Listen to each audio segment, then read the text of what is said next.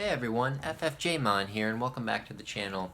In today's video, we're going to be reviewing another Pokemon anime movie. And if you guys can guess, based on the movies I reviewed in my previous videos, the next movie on the list that I watched was none other than Pokemon the Movie 3, Spell of the Unknown. Now, this movie I have very fond memories of. I watched it when I was younger. I watched it recently, probably like 3 or 4 years ago, and I remember I feel like when I watched it that time, obviously I watched it when I was younger, I watched it like 3 or 4 years ago, and then I watched it yesterday. And I guess when I watched it 3 or 4 years ago, I remember being like really surprised at how good I thought the movie was, and how I thought it was a little bit more deep or interesting than I thought. So when I watched it again yesterday, I kind of had that initial thought about that movie and remembering it and thinking like, oh yeah, like this was the movie that I thought was really like intriguing and interesting, and I'm curious if me watching it again now, if I'm gonna kind of feel the same way I did kind of like 3, 4, or 5 years ago. So I ended up watching it again, and I did think it was good, but I don't think it's perfect by any means.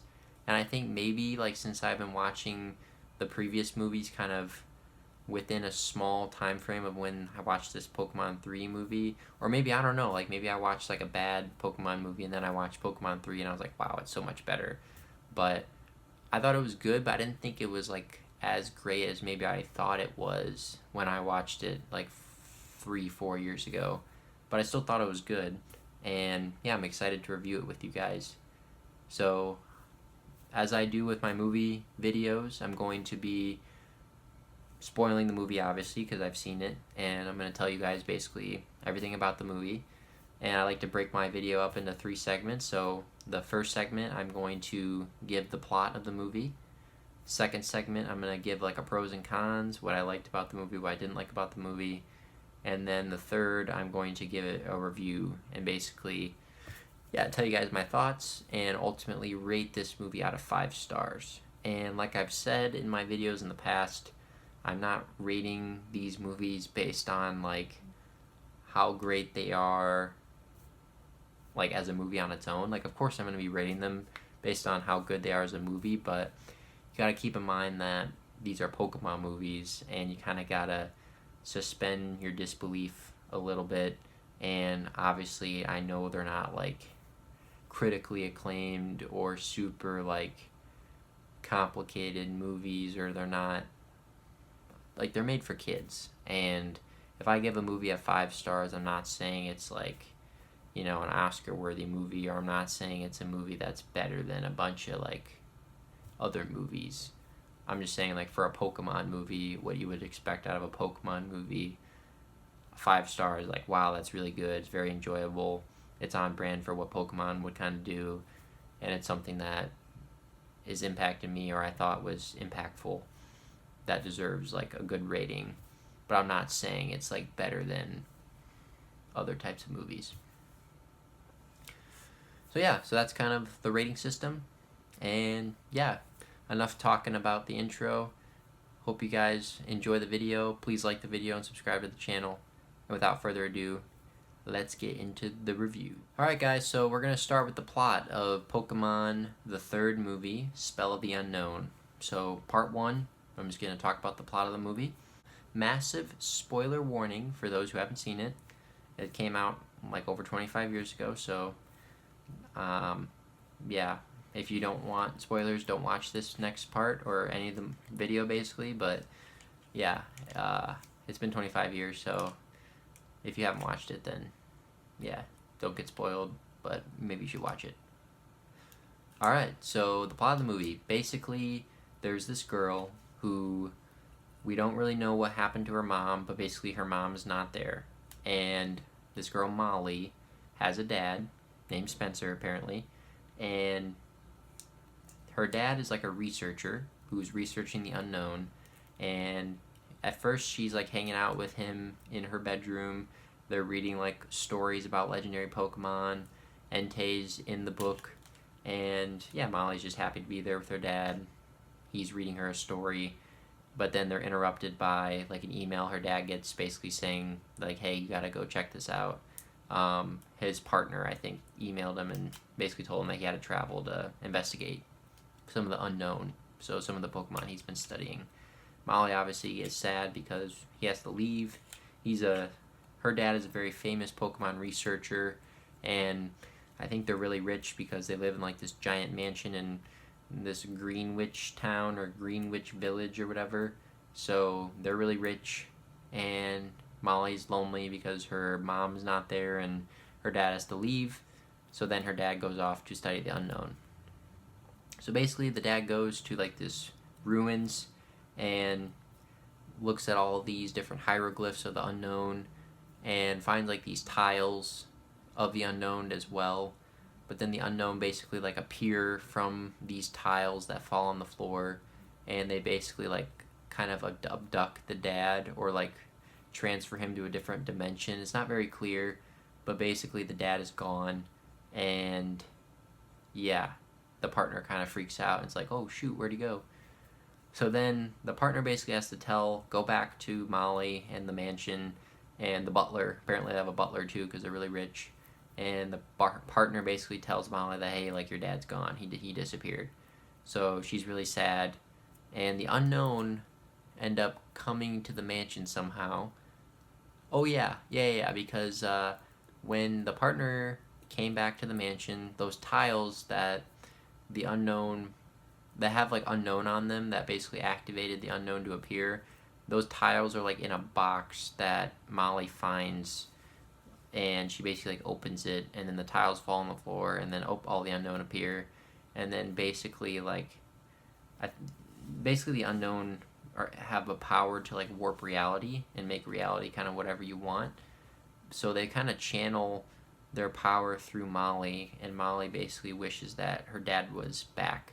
And yeah, and then also just to note, in the beginning when Molly's dad was reading that story about Entei, he would like pretend he was Entei and like make a voice like, oh, I'm Entei, and then he like runs around with her and she's like on his back. So basically she like recreates Entei, but instead Entei is actually like her dad. So it's Entei that is an illusion created by the unknown, has the voice of her father, and unknown make Entei for Molly so that she's not alone. And then also Molly and the unknown make like this giant crystallized structure that basically takes over the whole mansion and also spreads like across the town that the mansion's in, which is that Greenwich town or whatever. So that's basically the beginning of the movie. Ash and friends basically are on their journey as they are in Johto. They want to go to the town that the mansion's in and see how beautiful it is because there's a bunch of flowers and stuff there.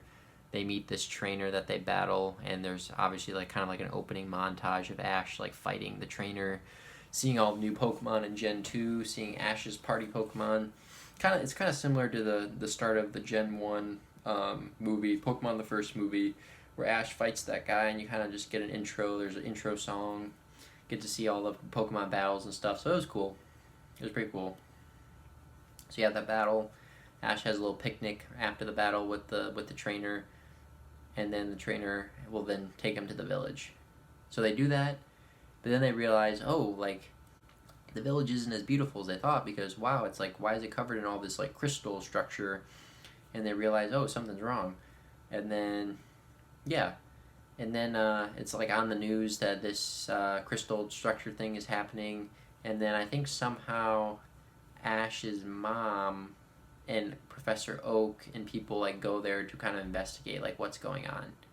And then I think Ash's mom sees Ash on TV and basically like goes to see them and kind of investigate like what's going on. Oh, and I think also, the reason why they come is because Ash's mom was friends with Molly's dad when they were growing up. And I think they get notified that Spencer, which is Molly's dad, goes missing. So I think Professor Oak and Ash's mom basically like go to the mansion to kind of like check on Molly and also to investigate like what's going on. So they do that, and then Ash obviously is like there because he's there with his friends. So they all kind of meet up together and then also kind of talk about like, hey, what's going on? Why is this mansion all crystallized and why is it spreading? So they do that. Molly is still in the mansion with Entei in the unknown, and she kind of just like is in that fortress, and she basically like keeps all the outsiders like away and intruders kind of away from her, and she's kind of monitoring everything like on TV. So the bulldozer that tries to break up the crystal structure, it doesn't work, and then basically Molly wants her mom as well. So Molly has her dad, that's Entei. Molly wants her mom. So basically Entei like finds Molly's mom, but it ends up being Ash's mom.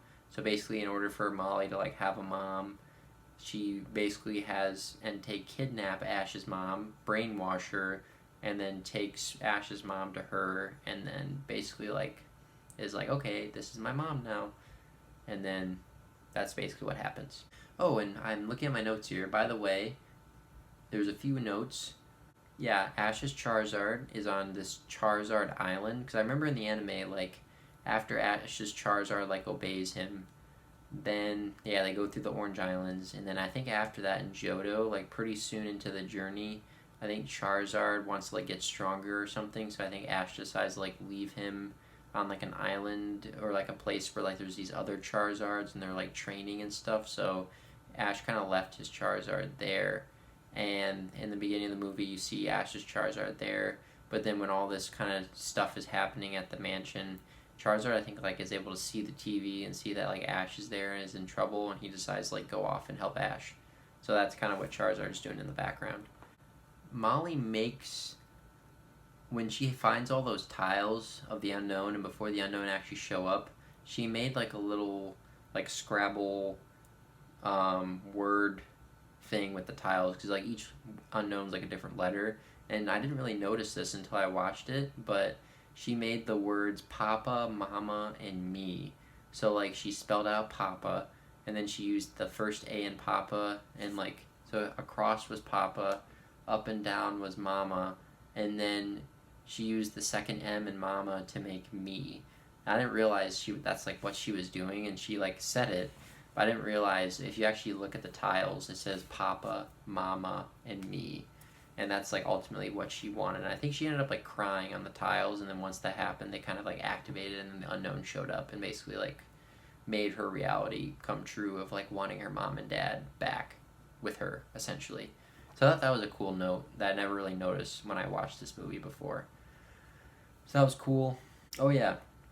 Also, the Professor Oak was like pulling up Spencer's notes that he sent him about the unknown, and if you pause it briefly in the movie, you can see Spencer's notes on the unknown, and it's funny reading them because you can easily tell that they're trying to translate like English from Japanese to English, because some of the sentences just like don't make any sense.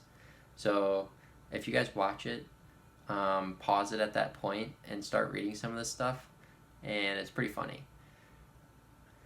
So I don't really remember any of this stuff off the top of my head, but I just remember the translation was really funny. Alright, so once Entei takes Ash's mom, Ash is really upset because obviously his mom got kidnapped. And the interesting thing about this movie is that, like, unlike the last movie where it was basically like, hey, Ash is the chosen one because of this weird prophecy and it's not very like personable, Ash has like kind of a personal stake in this movie because Ash's mom gets kidnapped and it's his goal to like save her. So like Ash kind of has a direct motivation to basically stop Molly from doing what she's doing and to confront kind of what's going on, not necessarily because he's in like the right place at the right time, which he kind of is anyway, because yeah, obviously he's of course him and his friends are going to be at the exact point in time where Molly's kind of doing all this and just so happens to find Ash's mom and kidnap her. Like, yeah, obviously that's very convenient, but the stakes of him going to save the day isn't just because he's at the right place at the right time and is able to kind of stand up and do what's right. He's basically just doesn't really care. He's just going to save his mom. And obviously, like, eventually he wants to save Molly and kind of help her through what's going on with her. But initially, it's basically like, hey, this Entei took my mom. I'm gonna get her back. So that's kind of cool. So Ash and gang go to save Ash's mom. Entei, there's a funny part where like Team Rocket's on their balloon and they're like flying toward the mansion, and Entei just like goes on the top and like just basically shoots like a giant energy ball at them, and then they, blow up and fly away. And I thought that was just really funny because it was just like, oh, here comes Team Rocket. Oh, I'm going to destroy them. It was really funny when I was watching it. Eventually, Ash's mom isn't mind controlled anymore when she's up in Molly's room, and she kind of realizes like what's going on, and she's like, oh wow, Molly like kind of is doing all this, is unknown kind of created what's going on, and I gotta like find a way to convince her that what she's doing is wrong and that she's just gotta accept reality rather than try to like make her own reality. So that's what happened with that. Let's see. Oh yeah, Meowth made a joke about they look like the unknown. They look like alphabet soup, except no soup. I thought that was funny. And then, oh yeah, so basically Ash and gang eventually get to Molly, and then basically like Molly kind of puts them in like a dream world, and Molly's dreaming, so she's like sleeping in her room on Ash's mom, and basically like she kind of imports Ash and Brock and Misty into her dream, and in that dream Ash and Misty and Brock are trying to get to her in real life, but then in the dream she's kind of projecting herself, and she can like change her appearance and make herself like old or young or whatever. So basically like Ash initially like tries to convince her like, hey, what are you doing, or you took my mom or whatever, but then Brock kind of is like does like the smart and mature thing and basically like distracts her so that Ash and Misty can like go on to try to save Ash's mom, and he like convinces her to have a Pokemon battle, and he kind of like knows exactly what's going on, whereas like Ash didn't really know and was just kind of going to use his emotions and get upset and try to like brute force his way to getting what he wanted. But Brock was like really sly and kind of knew exactly how to handle the situation and be like, hey, no, like she's not gonna, you gotta battle her, you gotta get to know her, you gotta convince her. Eventually you'll convince her that what she's doing needs to be fixed, but he didn't really like go crazy like Ash would have done, but he still kind of knew how to handle the situation. So I thought that was really cool. So Ash climbs a lot of stairs. Molly's showing off a bunch of Gen 2 Pokemon. She like is able to dream up Pokemon and have them battle Brock, and like the Pokemon she dreams up are a lot better than Brock's Pokemon. And yeah, she basically like recreates some of the storybook scenes that she was reading with her dad. So like the scenery from that comes alive. Like she was fighting Brock in like a flower garden. She fights Misty like on a beach and stuff like that, and that are like from this book. So yeah, she fights Brock, beats Brock, fights Misty, beats Misty. Eventually Ash gets to his mom and basically tries to save her, but then Molly and Entei kind of confront Ash, and then Entei kind of has Ash like fall out of the structure. Ash is gonna fall, but then Charizard basically catches him, and then basically Charizard and Entei like battle each other. And Molly can't, and while this is happening, like they try to convince Molly that like, hey, this isn't reality, your parents are gone, like you gotta accept reality. We can teach you how to like become a Pokemon trainer and to live in the real world. And yeah, Entei almost kills Charizard basically, so they fight and everything, and then Entei basically like wins and is just about to kill him. But then they basically convince Molly that, hey, like this isn't right, you need to accept reality, things may be hard. They had a quote actually, and it said, battles might be hard outside, but the friends are real. And they basically kind of tell her like, hey, you can live in this reality, have no friends, and try to make things easier for yourself, but in reality, like, you got to accept what's out there. And yeah, things may be tough, but what gets you through everything is the friends and the people that you have in your life that will help you kind of through the tough times. And I thought that was really cool and kind of a cool message to tell her. And then eventually Entei, like, once Molly realizes what she's doing is wrong, Entei basically like sides with her and then tries to fight like the unknown. But I think it's interesting because like Entei is an illusion created by the unknown, but then eventually like you realize, or they tell you in the movie, that like the unknown are basically like losing control of their own power. Like they kind of were increasing their power and doing what Molly wanted to do, but then I think eventually like once Molly wanted to change everything back, she couldn't necessarily just like change everything back because the unknown's power was just getting too great and it was even hard for them to control.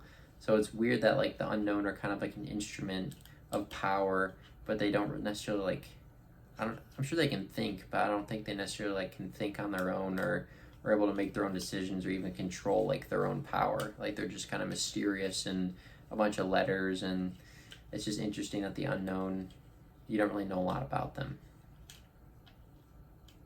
But anyway, Entei basically helps them stop the unknown.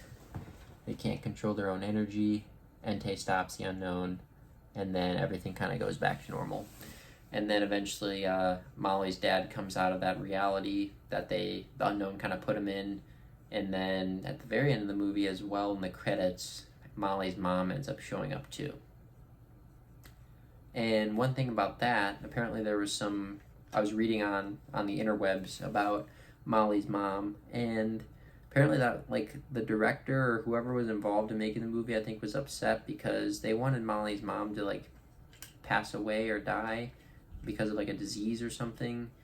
And then, but I think when it was released in English, they may have changed it a little bit, or they had it where she was just gone and had like a disease or something, was in the hospital, but didn't necessarily like die.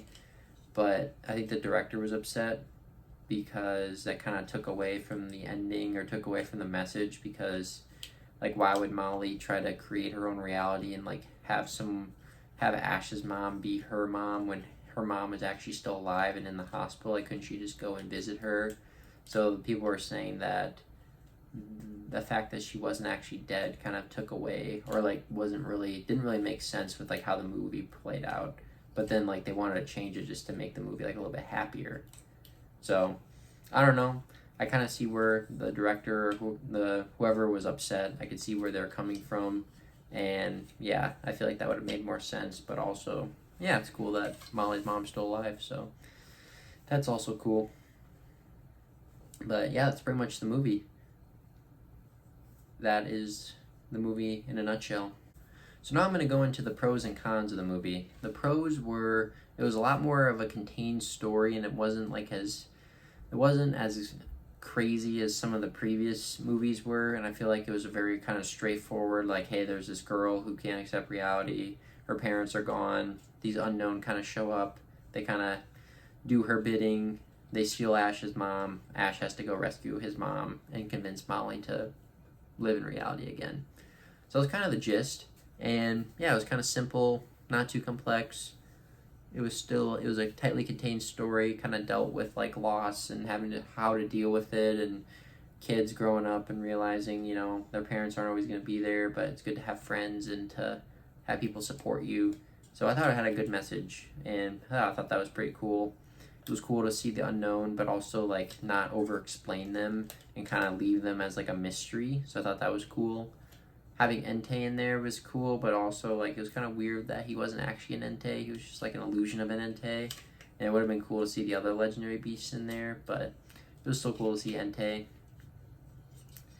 And yeah, it's cool to see Ash's Charizard. Had some cool battles in there.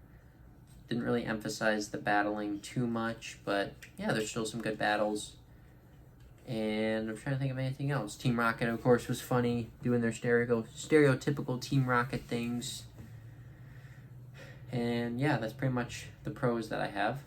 So now going into the cons. Some of the cons that I had were, yeah, I think I wish they would have done a little bit more with Entei, or either have the real Entei show up maybe at some point and fight off like the illusion Entei. Maybe that would be cool. Or have like the legendary beast show up and do something in the movie. That'd be interesting. rather than just like having the unknown and everything like being an illusion. So that's maybe a con. And yeah, the whole thing with Molly's mom, like, yeah, I feel like that could have been a little bit cleaner, or like kept the original intent of what was going to happen with Molly's mom. Because yeah, I feel like that kind of made more sense in the context of the story, and just more cool Pokemon maybe. Yeah, I don't know. It was still good. It was a good movie. Yeah, that's pretty much the cons I have. Not too many cons. It was definitely dealt with some heavy subject matter compared to the other two, I'd say. But yeah, it was definitely a good movie. Had a good score. Felt cinematic. I liked it overall. Alright guys, I'm going to give my review on Pokemon 3, Spell of the Unknown. So overall, if I were to give this a rating out of 5 stars, I think I'm going to give it a solid 3.5. So I'm going to give it a 3.5 out of 5 stars. I thought it was a good movie. It was good, had a good message. Story was kind of more tight, and it had some good action sequences. I think they just could have, the epicness, and some could argue that the kind of more close-knit story wasn't as like grandiose as the previous ones, as a plus. Dealt with some subject matter that was interesting. But yeah, it's just, I feel like it could have had a little bit more action, could have been a little bit more exciting, could have tied in some more legendary Pokemon. But yeah, I think overall it was good. 3.5 out of 5 I think is a good rating. And yeah, it was a pretty enjoyable movie. So hope you guys enjoyed the movie review. Please let me know your comments on the movie and whether you've seen it, and if you liked it, and how you would rank it compared to the other movies of the Pokemon franchise. So hope you guys enjoyed this review, and let me know in the comments if you agree or disagree. Please like the video if you enjoyed it, and thank you for listening. Hope you guys have a great night. Thank you.